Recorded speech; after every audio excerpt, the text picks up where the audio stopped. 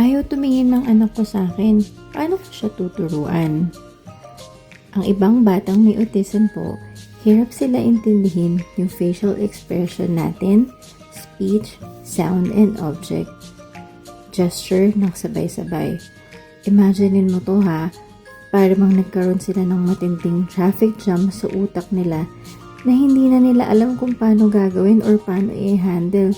So, ang tendency, hindi na lang sila titingin.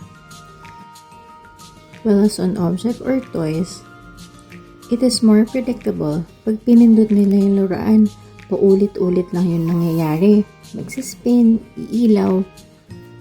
It tends to respond in a reliable and predictable way. Bakit siya nagiging problema? When young children don't pay much attention to the people around them, they miss out on very important learning opportunities.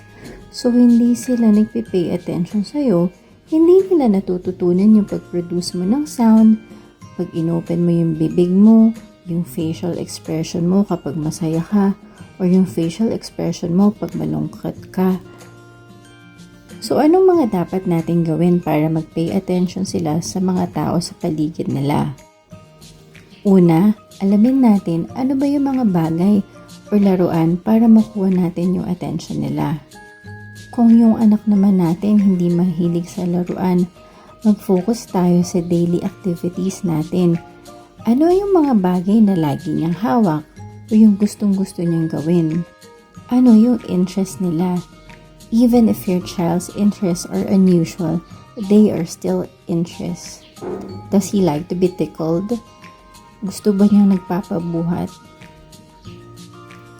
Pangatlo, when playing with kids, importante yung position mo para mas makikita nila yung mukha mo to increase your child's attention to people and learning opportunities. So, hindi lang sa paglalaro pwede.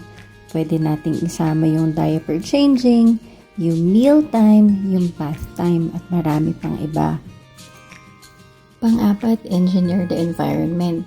Tingnan muna natin yung paligid natin. Ano yung nagiging kaagaw mo sa atensyon ng anak mo? TV ba to? Mga laruan? At kapag na-notice mo, i-minimize mo na para ma-eliminate mo yung competition at mas magkaroon ng malaking chance na mag-focus siya sa'yo. Pang-lima, join in by following your child's lead. Imitate or mirror your child. Kagaya ng sinabi ko sa una kong video, ayon sa studies, children, especially at a young age, learn more language easily if parents and others follow their child's attention and talk about what they are already doing. Iba yung difference ng batang nakatingin sa'yo dahil nakondisyon lang siya tumingin palagi or dahil ayaw mo lang siya mag-look away kumpara sa batang gustong tumingin sa'yo dahil ramdam niyang you are a trusted adult and the child is engaged with you.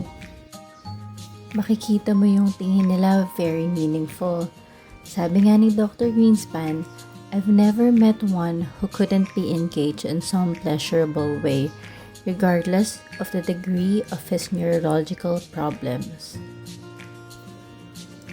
Ako po si Teacher Ann ng Study Room. Hanggang sa muli. Paalam!